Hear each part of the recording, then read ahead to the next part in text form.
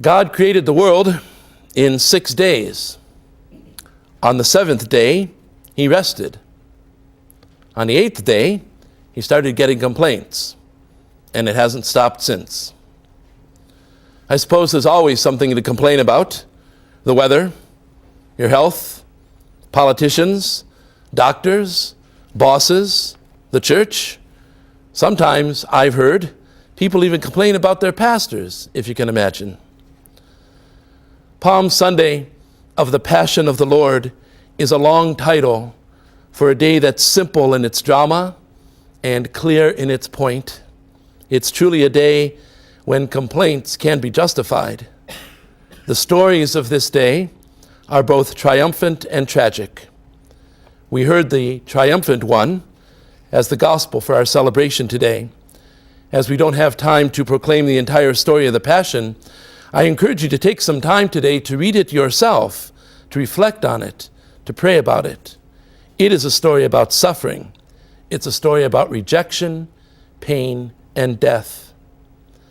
As you enter into the story, not simply to listen to it, but become a part of it, you'll realize that it's also your story. It's not just the suffering of Jesus here. It's also your suffering, our suffering. Whatever your pain or your hurt is, it's part of the story. Maybe the pain for you is physical, in your body, infected by illness, overcome by age, injured in an accident. Maybe your suffering is in your heart, broken by a lost love or failed friendship, or wounded by betrayal, fear, or resentment. Possibly, your suffering's in your mind, not a figment of your imagination, but a real memory of hurt, mental illness, or psychological sickness, a debilitating addiction. Or maybe your pain is spiritual, a wounded soul that feels abandoned by the Lord, overwhelmed with guilt, or disinterested in anything that has to do with religion.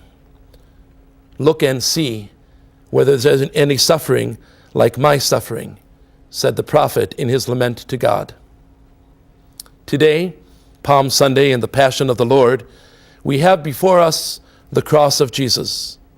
Really, it's before us always. In fact, it's with us always. It is the image of his crucified body, a constant reminder of the pain and suffering that is real.